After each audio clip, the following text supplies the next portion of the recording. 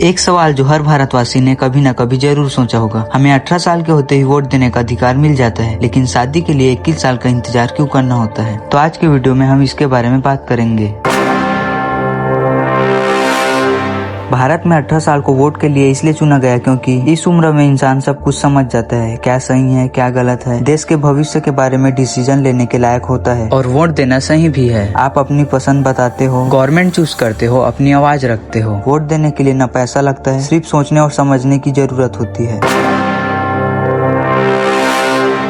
अब आते हैं शादी पर। शादी सिर्फ प्यार नहीं होता, परिवार की जिम्मेदारी, फाइनेंशियल प्रेशर, करियर डिसीजन, बच्चों का फ्यूचर सब देखना पड़ता है। सरकार के मुताबिक 21 साल तक मेंटल इमोशनल मैच्योरिटी आती है। इंसान खुद का करियर और लाइफ बेटर समझ पाता है। फाइनेंशियली 18 में ज्यादातर लोग डिपेंडेंट होते हैं और 21 के बाद सेल्फ अर्निंग के चांसेस ज्यादा होते हैं, इसीलिए शादी की उम्र ज्यादा रखी गई।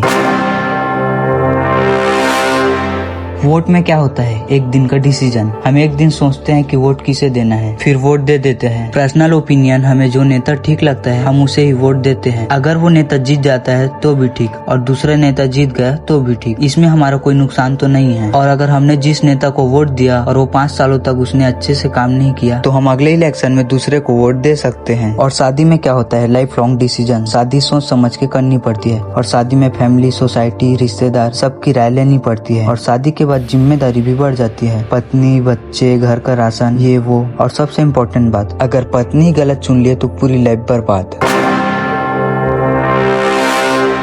अगर अभी शादी की उम्र 18 होती तो बाल विवाह केसेस बढ़ते और पढ़ाई भी अनकम्प्लीट रहती। कम उम्र में ही स्ट्रगल, जिम्मेदारी ज्यादा होती, इसलिए कानून ने भविष्य को सेफ रखने के लिए शादी का उम्र 21 साल फिक्स किया। तो अब आपको समझ आया, वोट हमारा हक है और शादी हमारी जिम्मेदारी, इसलिए दोनों को कंपेयर नहीं कर सकते। आपको क्या लगता है, शादी की उम्र बढ़ानी चाहिए या कम करनी चाहिए? कमेंट में जरूर बताना और ऐसे ही टॉपिक के लिए चैनल को सब्सक्राइब करना।